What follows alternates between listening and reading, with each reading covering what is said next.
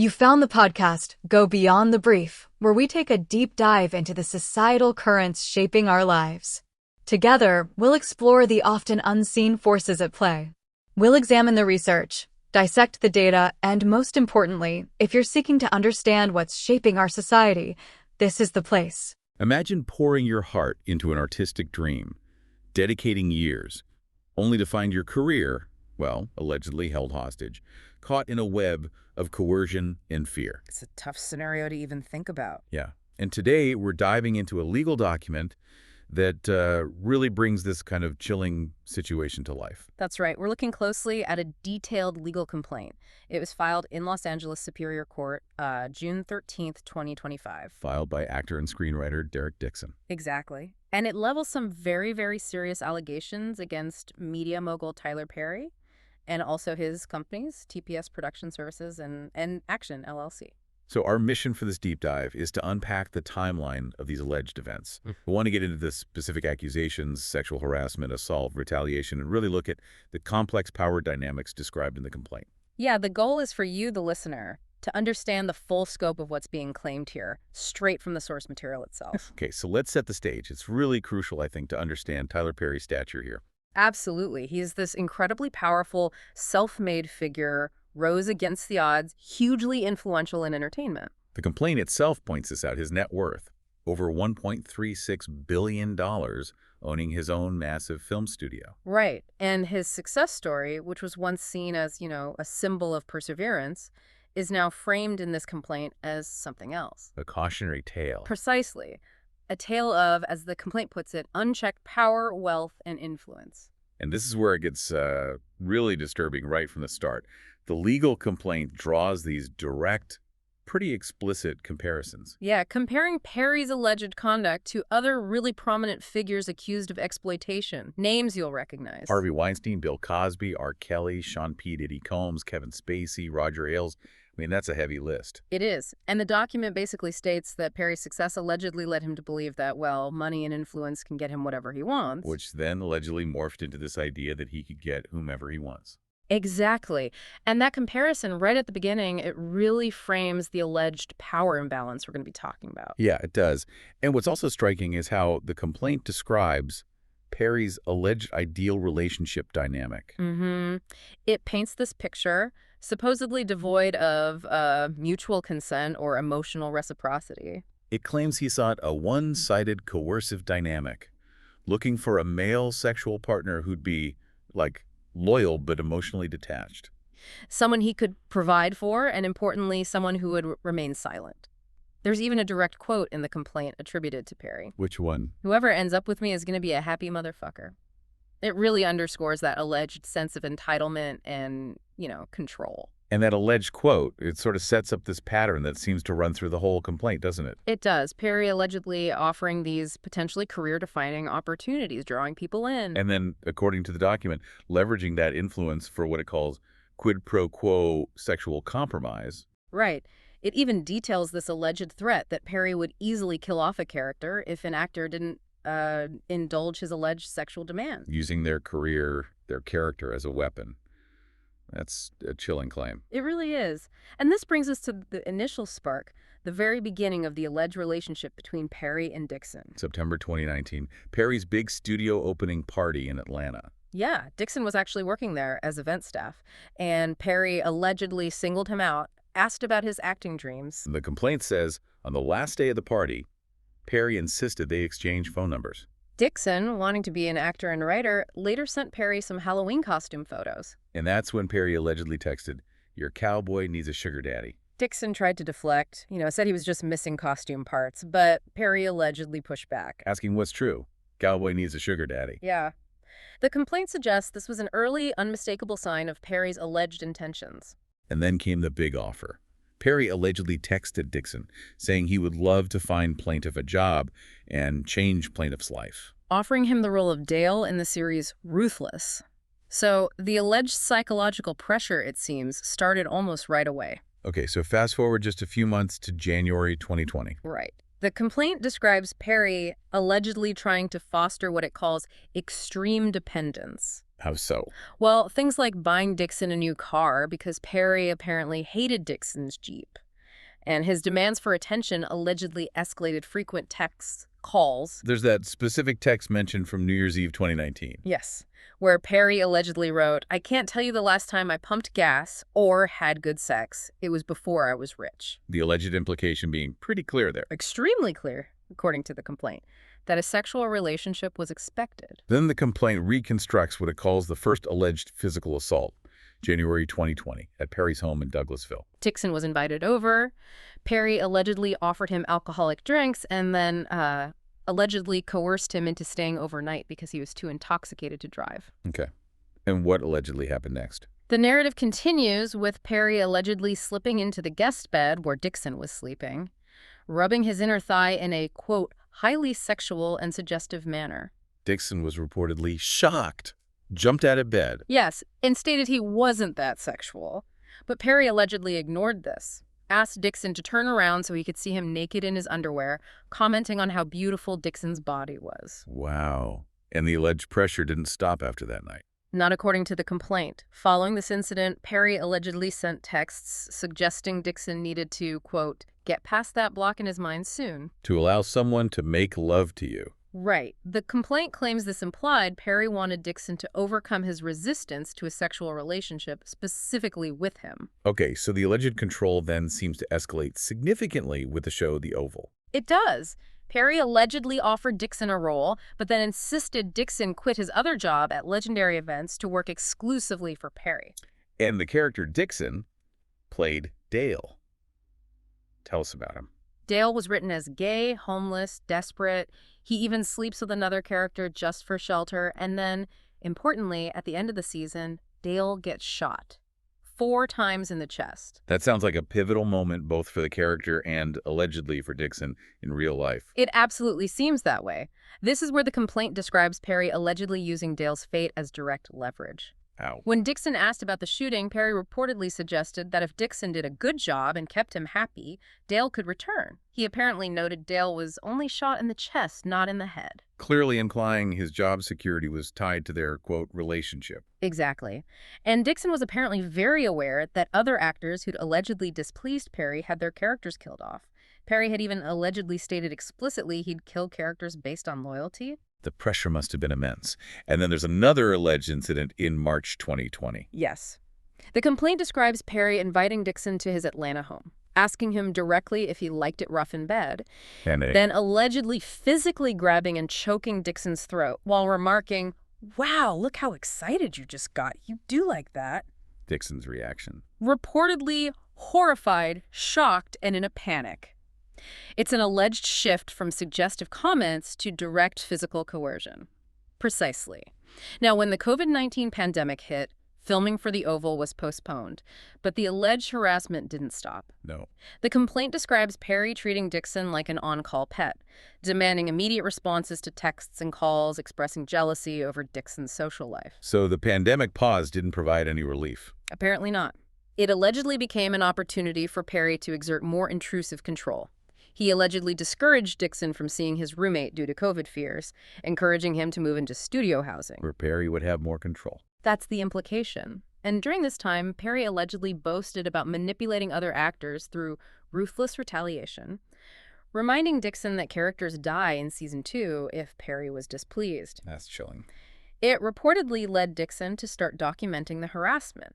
The complaint details what it calls a severe and pervasive tirade of sexual commentary when filming resumed in 2020. Specific examples. Alleged remarks about Dixon's body, his walk, why do you twist your hips when you walk, his weight, when will you be thick again, and even explicit sexual threats. Like what? Like, I will gladly chalksick you right now, allegedly referring to choking Dixon sexually, and also comments like, I love how I feel right now, but I don't like being horny. The complaint also mentions Perry allegedly photographing Dixon's buttocks on set. Yes, and sending Dixon the pictures. Other texts allegedly showed Perry's jealousy when Dixon was seen with other men, with Perry calling Dixon so beautiful. This constant barrage. Dixon must have felt incredibly trapped. The complaint says he did, with nowhere to turn for HR support, fearing any complaint would just get his character killed off.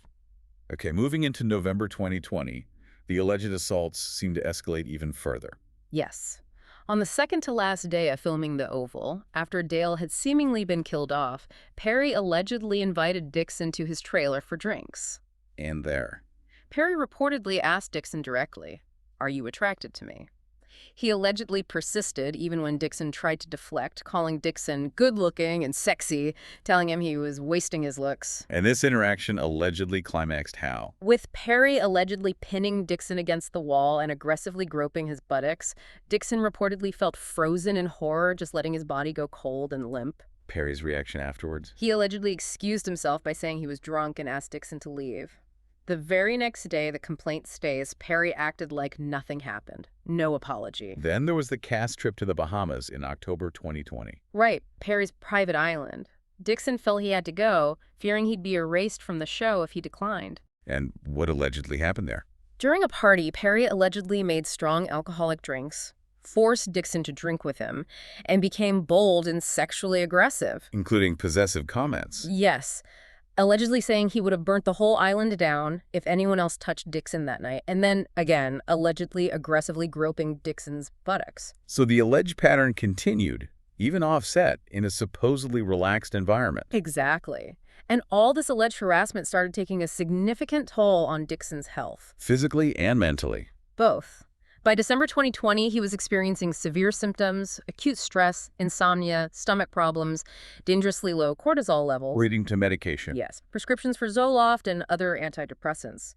He was later diagnosed with PTSD. It shows the profound impact these alleged events had. And the harassment didn't stop there. It continued into 2021. Allegedly, yes. Perry reportedly kept sending unsolicited photos of Dixon's body, making sexually charged comments, asking about his sex life, expressing jealousy. There's that particularly jarring alleged exchange mentioned. The one about marks, yes.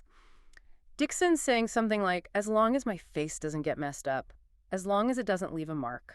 And Perry allegedly replied, "What will leave a mark, Derek? Say it. On your neck." It's a chilling detail, suggesting a shift from suggestive comments to, well, something darker, more threatening. There's another alleged text quoted too. "No straight man would be going on walks with you or cooking dinner for you unless they wanted to fuck you. I would fuck you."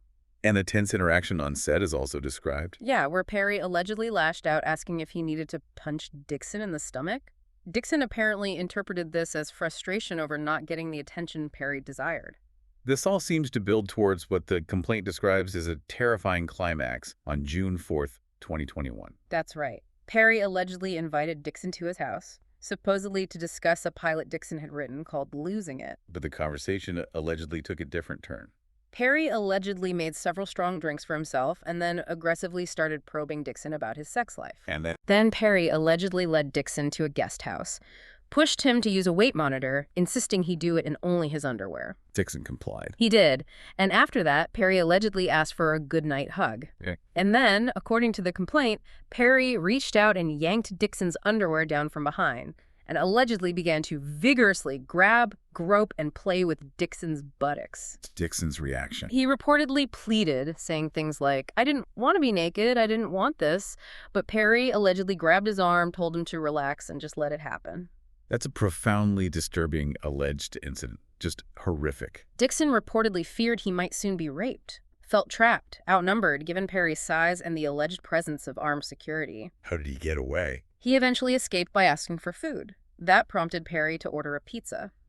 Dixon then managed to lock himself in the guest house bathroom, contacting friends in a panic. And the next morning. Perry allegedly tried to shift the blame. Said the incident shouldn't have happened, blamed his drinking.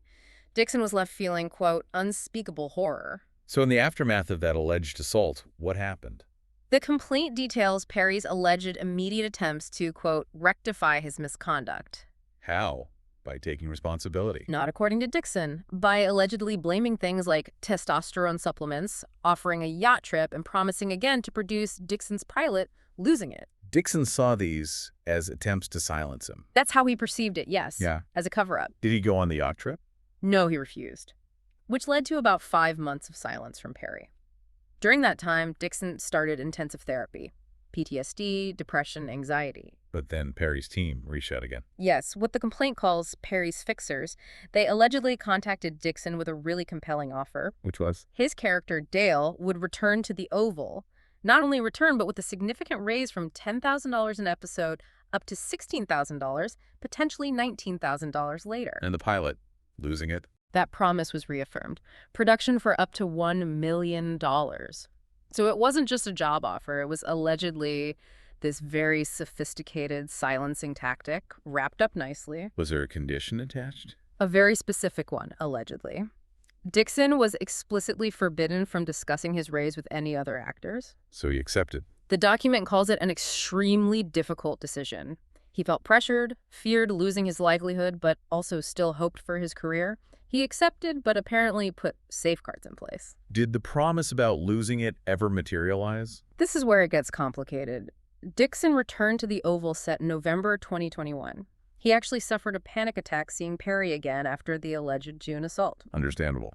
He signed the literary purchase agreement for Losing It in March 2022. But Dixon was allegedly unaware of something crucial. What was that? Perry apparently had a pre-existing contract with Viacom-CBS that prevented him from selling the show for 2 years. So Perry bought the rights and shot the pilot knowing he couldn't actually sell it. That's the claim, that it was a deliberate deception to string Dixon along and keep him quiet. And meanwhile, back on the Oval. The new season allegedly featured Dixon's character, Dale, now is a male prostitute being pursued by a pimp.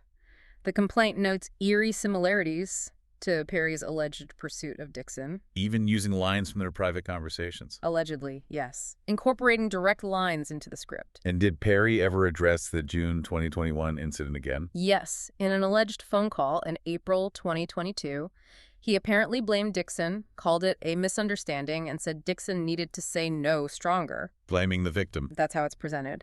And as the pilot for Losing It remained stalled, Perry allegedly offered excuse after excuse. Like what? A misplaced $1 million budget, a depressed person supposed to pitch it, all while allegedly continuing the harassment with texts saying he loved Dixon and thought Dixon should be having sex more. So when did things finally reach a breaking point for Dixon? June 2024.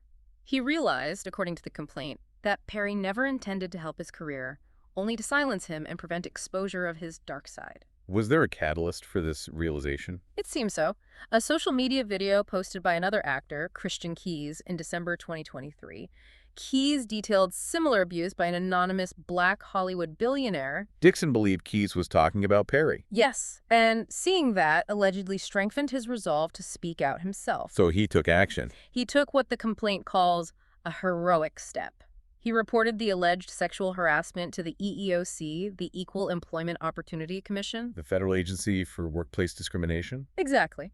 But the complaint alleges that Perry's companies, the defendants, conducted no investigation, took no steps to prevent further harassment. So Dixon felt he had to leave. Yes. He quit the Oval, sacrificing nearly $400,000 in potential earnings, specifically to avoid further harassment. And what happened when he quit? This is where the retaliation claim comes in. The defendants allegedly told Dixon he'd breach his contract if he revealed the real reasons for leaving. They wanted him to say something else. They instructed him to portray his departure as a medical leave. But then that leave was allegedly made unpaid, effectively terminating his employment and causing more financial harm and distress. Which brings us to the legal battle itself. 10 causes of action filed. That's right, including quid pro quo, sexual harassment, work environment harassment. What are some of the other key claims? There's sexual harassment in a defined relationship under California's Ralph Act. That's a civil rights statute against violence or threats based on protected characteristics like sexual orientation here. Okay. Also, workplace gender violence and a violation of the Bain Act that specifically deals with interfering with civil rights through threats or coercion. Very relevant to the alleged leverage used. And claims against Perry personally. Yes, direct claims of sexual battery and sexual assault against Tyler Perry himself. What about the company's TPS and action? Against TPS, there's negligent hiring, supervision, or retention. The complaint even alleges a cover-up related to Christian Keyes' earlier situation. And then? Intentional infliction of emotional distress and retaliation under FAHA, California's Fair Employment and Housing Act. And the total damage is sought. It's a staggering figure, $260 million. Wow. It's also worth noting this was filed in California. Yes, and that's significant because of California's Sexual Abuse and Cover-Up Accountability Act, AB 2777. It extends the statute of limitations for these kinds of claims. Making it possible for people to come forward years later. Exactly. It potentially removes a major barrier for survivors seeking justice. So what we've just unpacked here is, well, it's a comprehensive and deeply disturbing account of alleged abuse of power, manipulation, and coercion. It really is. It paints this detailed picture of a system where, allegedly, ambition could be exploited and silence could be enforced through this mix of promises and threats. This deep dive really reveals the immense cost, psychological, professional, for someone like Derek Dixon to come forward against such a powerful figure. Absolutely. And it really makes you wonder, doesn't it, in industries where power is so concentrated, how many other people might be facing similar dilemmas, and what does it truly take to break that kind of alleged cycle?